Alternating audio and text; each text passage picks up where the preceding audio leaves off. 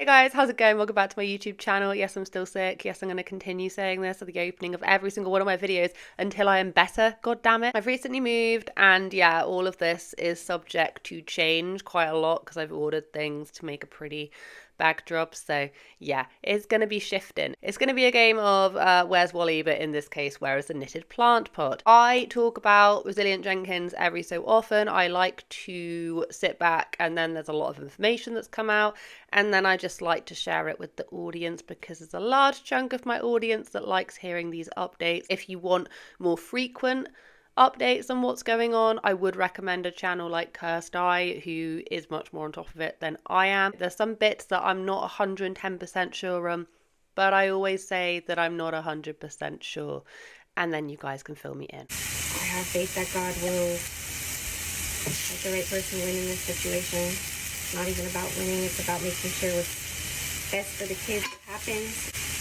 Prior to us going live, there was no question of who was right for the kids. So where are we even starting today? Okay, so if you don't know who Family of 7 Living in One Bedroom is, or Resilient Jenkins, they're a family of 7 living in one motel, hotel, holiday inn. They are currently staying in this like extended stay motel situation, which apparently they're now paying for. According to Stephanie, of what she said the other day, it would actually be cheaper for her to just pay for somewhere else that there actually is not a hotel, motel, holiday inn. They are just, they're just a complete and utter mess. The kids know the parents, yes, they are a complete and utter mess. And if you would like a more thorough explanation of them, then I will leave you a video which is summarizing it a lot better. Basically, they are internet grifters. They both refuse to get jobs, both refuse to get W-2 jobs. I think Stephanie once said, yeah, it's because we just don't want to work our bodies into the ground. We want to be there for our kids. Bear this in mind, no health conditions really that we know of. 7 of them crammed into this tiny place, both refusing to do anything about it.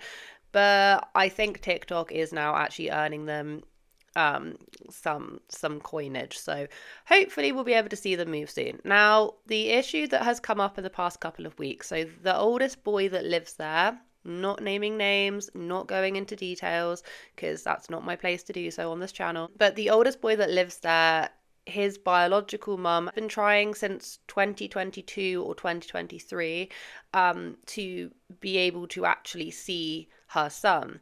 At the time, this is what I am aware of. Don't shoot the messenger. This is what I'm aware of.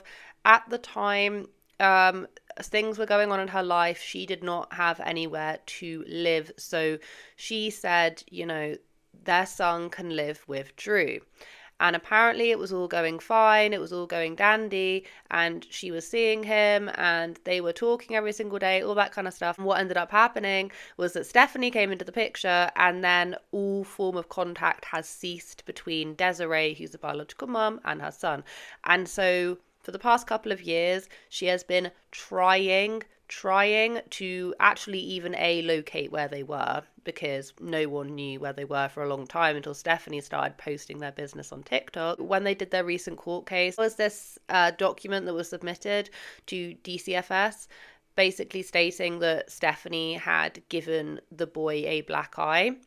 And I'm sure they were discussing this in court. There was a lot of things that Desiree was trying to find out, try and submit. And it's only literally last week or the week before have they actually had a court hearing. Okay, because people have been trying to lift Desiree up. They're having a court hearing so that she can actually see her son. So I'm hoping that all makes a bit of sense. So in the run up to this, right, because there's been a great big run up to it, Stephanie has been going absolutely ballistic, right? The people are even wanting her son to see his bio mum. Like, she's been going ballistic. for those of you that are subscribed, there's not going to be a live this morning. I'm going to keep my phone available just in case Drew needs to get a hold of me.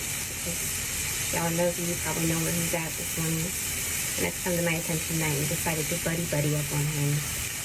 And Drew's there by himself. I can't be there with my man. There's little ears on me, so I'm not trying to be too obvious about what I'm talking about. But just say your prayers. I have faith that God will let the right person win in this situation. It's not even about winning, it's about making sure what's best for the kids happens. And prior to us going live, there was no question who was right for the kids. So let's just pray that God shuts mouths that we can shut officially.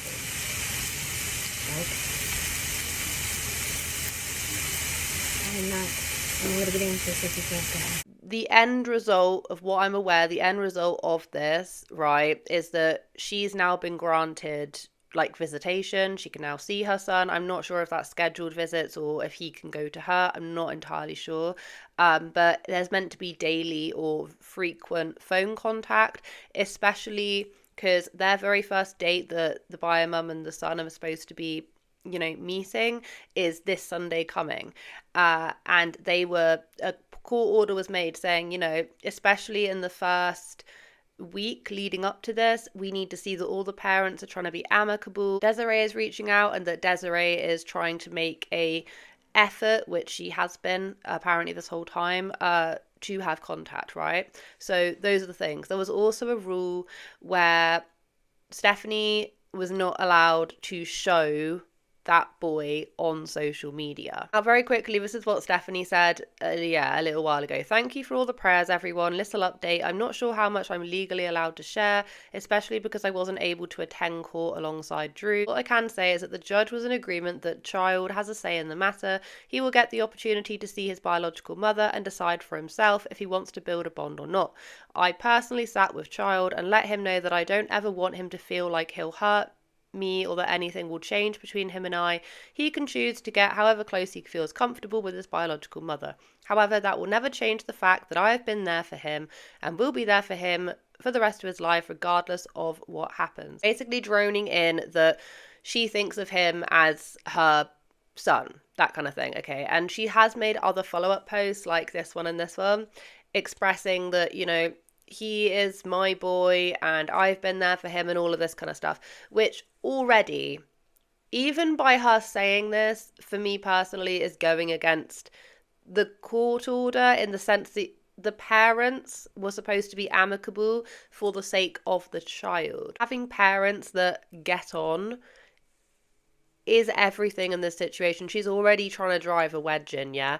Also, she goes on and actually posts videos of this child, which is once again going against the court order. We're sensing a bit of a theme here. What has got TikTok in an absolute rut in the past couple of days is people speculating, are they fleeing? And the reason why people are saying, you know, are they fleeing because of this, you know, appointed court order, is she has done a couple of videos which, I mean, they could be suspicious, they could be not. I don't really know how I feel about it, to be honest. But she did post a video where she was saying that her iCloud, whatever, got hacked. And then all of it was deleted. So, like, all of these pictures and videos and stuff was all deleted. And that she's feeling really weirded out because she keeps on seeing, like, odd or suspicious looking vehicles outside. Full transparency, I'm a little beat, I'm not gonna lie. And I'll do my best to put this voiceover on this video, but recently we've been noticing a fluctuation with cars in and out, people staying here that just don't seem to be the type of people that would even be from this area, especially with my iCloud recently being hacked and 4 years of my data being wiped. I mean, we're talking 4,000 videos and photos. Memories back from 2021 all the way to current of my kids, our family, and no doubt all the content that I put the work into these last few years. First opened my iCloud to find all of that gone. It hit me pretty hard, especially because I can't help but wonder why anyone would want any of that information. Why you take the time to get into somebody's iCloud when knowing full well that's something you can definitely take a legal route. I'm not good with any technical terms on that. I'm just saying that's something that is not okay. You have access to the videos that I post, the photos that I post, but directly hacking into my personal information, that's just not okay. Even more transparency here, and I told my man that I was going to say this, so it's not like I'm hurting any feelings. I really feel like a lot of the reasons why y'all attack me have nothing to do with me personally. Keep bringing up the fact that I'm still married to an SO. Then you bring up my living situation like I have no idea what it's like. Dude, I'm the one living it. What the heck? Like I said, I'm beat, so yeah, I have a lack of energy in my voice, lack of enthusiasm, and I'm definitely not done talking because I feel like I didn't have a voice in any of this. She then also posted a video just yesterday or the day before where she was stating that actually they need to do what's in the best interest of the children, which is finding a more suitable home or something, and that they're gonna try and move sooner rather than later. Back to another typical Saturday morning with the resilient Jenkins. I know y'all side-eyeing that full-size towel on the counter that we use to wash our dishes and dry, but it is laundry day and that's what we were using. Also, maybe you can see that I'm rocking a different pair of slides again. And no, they aren't Drew's just because they look like they're too big on me. Actually, my feet have shrunk maybe 2 sizes since Drew and I got together. We can though. Let's catch up a little bit on housing plans. At first, we thought we could stick it through here and then make lots of summer plans, maybe just not be in the motel room as often, have the kids out as often as possible, and then really hunker down with our savings and invest in we are very in tune with our kids. One thing I'm noticing is as our 2 oldest approach closer to their preteen years, so we've been looking into some apartments and or houses that have 3 to 4 bedrooms, 1.5 to 2 bathrooms, different housing options.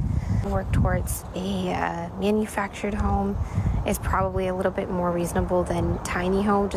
But like I've mentioned before, we have this mindset of taking care of the immediate need while we work on the long-term solution. So what that looks like for us now is making sure that our kids have a little more comfortability in their current living situation, while we work towards the goals of building that forever home opportunity with our plot of land and manufactured home. For me, like that is just angel noise to my ears. Like, yeah, come on guys, you need to find somewhere else to live. Does that mean that they're gonna flee and that they're gonna like move state? That would completely that would land them in a lot of trouble, definitely. However, could this just be that they're wanting to move to look better suited to have the boy then? Do you know what I mean? It's almost like a one-up. It might actually be able to move somewhere that, you know, a judge would go, hey, that's a really good fit for a child to live in. Because at the minute, if you're talking about custodial arrangements, you have Desiree, the bio mum, who seemingly actually has, you know, multiple bedroom places. I think she's got more than one child at this point. Versus Stephanie and Drew, who are living in a motel, hotel, holiday inn, do you know? Also, no W2 Drew has actually signed on to do like DoorDash or something in the same vehicle that like Stephanie gave birth in, like on the same seat. He's putting those orders, so yeah. I just talked with Desiree for about an hour, and I think it's important for people to know that the visit is not today. It's scheduled for next week. I think, so just to get that out of the way, in case you're waiting to hear how it went. However, Desiree has been reaching out to Drew once a day via phone, and he's not responding. She sent him a text. He's not responded. My latest update is that we have 2 different creators who have come out who have actually spoken to Desiree in the past, like, 48 hours. And one creator, she came on and she said actually Desiree has been trying to contact Andrew to be able to have these phone calls, and every single one he has ignored, so he hasn't been following the court order. She let him know in that text that the reason she is calling is to see how one is doing with this information. And then was very clear that because the judge wants the amount of conflict between them to simmer down, to demonstrate that to be a good idea if they could like talk on the phone together and could hear them talking in a healthy and positive way. Literally, it can just be like, how's he doing today? What's he doing today? And what's he thinking about next week? Like, the judge was clear that children are affected based on the way their parents communicate. She wants them to model healthy, appropriate conversation. Of course, Desiree's not guilty of not doing that because she hasn't been allowed to see him at all. So we're trying to like start that, and that's why she's trying to reach out to him, is so that by the time of the visit next Sunday, we'll have heard some conversations between his dad and Desiree and hear that his dad has no problems with it and is helping him understand and is getting excited about it and those things. So even if that's not the way Andrew feels about it, he needs to fake it really well. That's really important, I think, for people to understand, is this is exactly what was going on before. He's doing the same thing where he would not communicate with her and she couldn't see him. So that's what I was just saying to her on the phone. It's like exactly what happened to her before. But this time there is a court order. So when people say, why didn't she have custody? All that, she had no legal power. She had to wait to get some legal power. And she finally has that now because now he is ordered to show up next week. and he is ordered to reduce the amount of conflict between the two of them. Like, it's just stupidity. Like, it's just utter stupidity at this point. But I wouldn't expect anything less from Stephanie and Drew. You also have another creator who has spoken to Desiree, who is insisting that people should stop spreading the rumor that they are in fact running away or fleeing, because it's giving her anxiety and that she doesn't really think that's going to happen anyway. I just spoke with Desiree. She asked me to post this video, so here's a couple of updates for you. She also is asking that people stop saying that they're going to flee the state. She really doesn't believe that's the case. Most of us don't either. It's very possible that they move motels or things like that, but if they flee the state, we're talking about very serious charges that I don't believe Stephanie nor Drew would want. And they know that, so I really highly doubt that that's what's happening. Is it possible? Of course anything's possible, but let's be real, it wouldn't be that hard to find. And he has not responded to any messages nor phone calls. And per the court paperwork, he is supposed to speak with her by phone or text, so that is something that was also court ordered, and he's not doing that.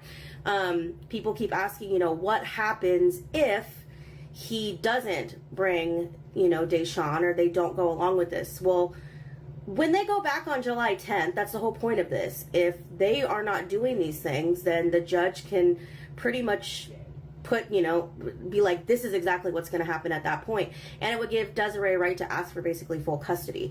Now, this is not what anybody wanted. While we were worried this was something that would happen and they wouldn't, answer like they had done for years, this is literally just showing exactly what they did to her for the last 3 years. It's just evidence that they can use at court. But again, this isn't what we wanted. This isn't what we wanted. We wanted them to reunify. We wanted them to get back together. Stephanie is very confused on how things work. She thinks that she can talk about it. You can't. She thinks that she has a voice in this. She doesn't. Without solid proof that they are thinking of fleeing the state, do you know what I mean?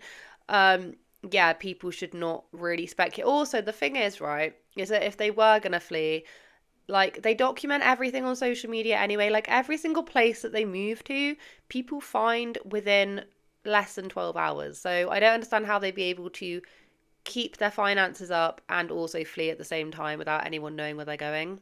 Realistically, I know they're dumb, as in Stephanie and Andrew, but I don't think they're that dumb. I could be wrong. But anyway, that is basically the update that I have. That is the update. I would love to hear everyone's thoughts and feelings on this one. Let me know down in the comments. Thank you so much for watching today's video, and I hope you guys have a wonderful day wherever you are in this world. Take care of each other, take care of yourselves, and I will catch up with you guys in the next video.